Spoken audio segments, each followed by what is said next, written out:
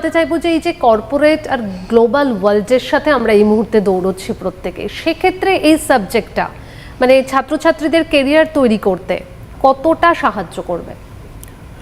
আসলে এই প্রশ্নটার উত্তর দিতে গেলে আমাদের বুঝতে হবে যে ইতিহাসের মতন একটা বিভাগ ধরুন, যেটা প্রশিক্ষণের ঐতিহ্যটা প্রায় 2000-2500 বছরের, সেটা কিন্তু কর্পোরেট জগতে কাজে লাগে বহুদিন। আমি আপনাকে কয়েকটা নাম জাস্ট বলি।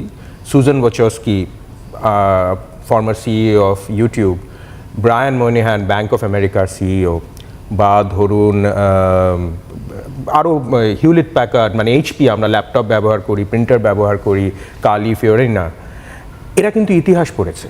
হ্যাঁ, শুধু তাই নয়, আপনি যদি ভারতের বাইরে ধরেন, ভারতে এখন আমার মনে হয় ধীরে ধীরে সেটা আসবে এনইপির দৌলতে, ভারতের বাইরে আপনি একটা ছোট্ট ইন্ডাস্ট্রি নিয়ে নিন, যেমন ইন্স্যুরেন্স। 400 বছর পুরনো ইন্স্যুরেন্স কোম্পানি আছে ইউকেতে। সে ধরুন একটা 300 বছর বা 250 বছর পুরনো একটা ফার্মকে ইনশিওর করে। সেই ফার্মটার 50 বছর বা 70 বছর বিরতিতে বারে বারে আগুন লাগে। এই ক্লেমস ডিভিশনটা যখন ইনভেস্টিগেট করতে যায় ক্লেমটা ফুলফিলড হবে কিনা, এখানে কিন্তু ইতিহাসবিদরাই থাকে। বিদেশে কিন্তু ক্লেমস ডিভিশন বলুন, বিভিন্ন ধরনের ফরেন্সিক ডেটাতে ইতিহাসবিদদেরই নিতে হয়, কারণ এই প্রশিক্ষণটা তাদেরই থাকে যে বিভিন্ন মাল্টিমোডাল সোর্সেস ইউজ করে কিভাবে তথ্যনিষ্ঠ সত্যের কাছে পৌঁছানো যায়।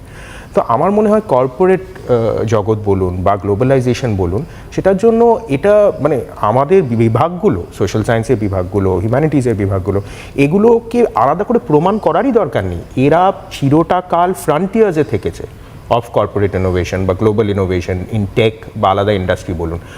ভারতে বসে থাকা অনেকের হয়তো মনে হতে পারে এগুলোর কি কাজ, কিন্তু বিদেশে কিন্তু ব্যাপারটা তা নয়। অ্যানথ্রপিক এআই রেভলিউশন এখন যিনি লিড করছেন, তার মধ্যে আমি যদি খুব ভুল না করে থাকি, তার মধ্যে একজন লিডার হচ্ছেন ইংরেজি পড়েছেন, জ্যাক মা, তিনি ইংরেজি পড়েছেন। তো আমি বলছি যে এই ফিল্ডগুলো বরাবরই কর্পোরেট জগতে কাজে লাগে। আমাদের যে সেই চিন্তাভাবনাটা ওই কুপমণ্ডুক না হয়ে ব্রডেন করা উচিত।